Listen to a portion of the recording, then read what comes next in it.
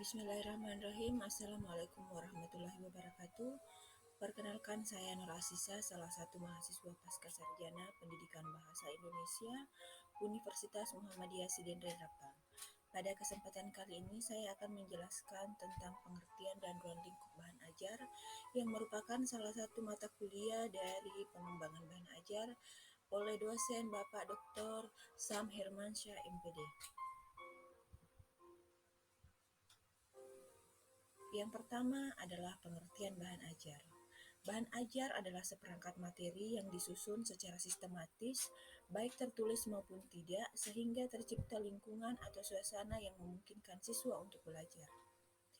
Bahan ajar merupakan informasi, alat, dan teks yang diperlukan guru atau instruktur untuk merencanakan dan menelaah implementasi pembelajaran. Bahan ajar adalah segala bentuk bahan yang digunakan untuk membantu guru atau instruktur dalam melaksanakan kegiatan bahan mengajar di dalam kelas. Apa tujuan dari bahan ajar? Yang pertama, menyediakan bahan ajar yang sesuai dengan tuntutan kurikulum dengan mempertimbangkan kebutuhan peserta didik, yakni bahan ajar yang sesuai dengan karakteristik dan setting atau lingkungan sosial peserta didik. Yang kedua, membantu peserta didik dalam memperoleh alternatif bahan ajar di samping buku-buku teks yang terkadang sulit untuk diperoleh, serta memudahkan guru dalam melaksanakan pembelajaran. Nah, tujuan bahan ajar untuk guru yang pertama adalah memperoleh bahan ajar yang sesuai dengan tuntutan kurikulum dan sesuai dengan kebutuhan belajar peserta didik. Memperkaya karena dikembangkan dengan menggunakan berbagai referensi. Yang ketiga, menambah kansana pengetahuan dan pengalaman guru dalam menulis bahan ajar. Keempat, membangun komunikasi pembelajaran yang efektif antara guru dengan peserta didik, karena peserta didik akan merasa lebih percaya kepada gurunya. Yang terakhir, dapat menambah angka kredit jika dikumpulkan menjadi buku dan diterbitkan. Bentuk-bentuk bahan ajar.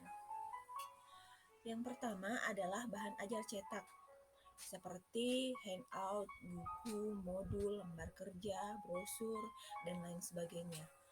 Audio visual, seperti video, film, VCD. Audio, seperti radio, kaset, CD, dan PH. Visual, seperti foto atau gambar. Multimedia, seperti CD alternatif, komputer basic, dan internet. Apa sih fungsi bahan ajar?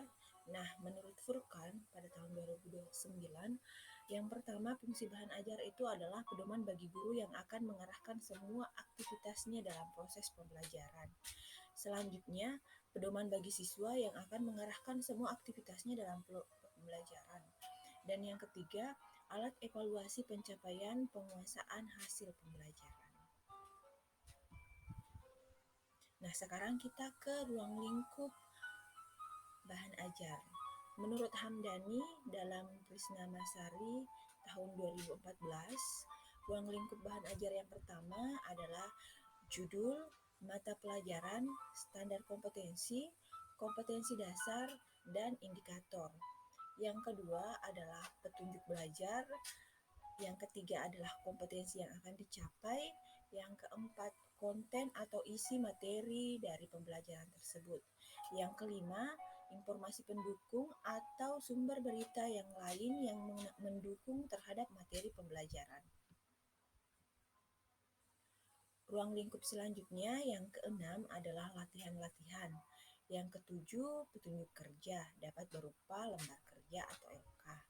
Yang kedelapan adalah evaluasi. Kesembilan, respon atau balikan terhadap hasil evaluasi tersebut.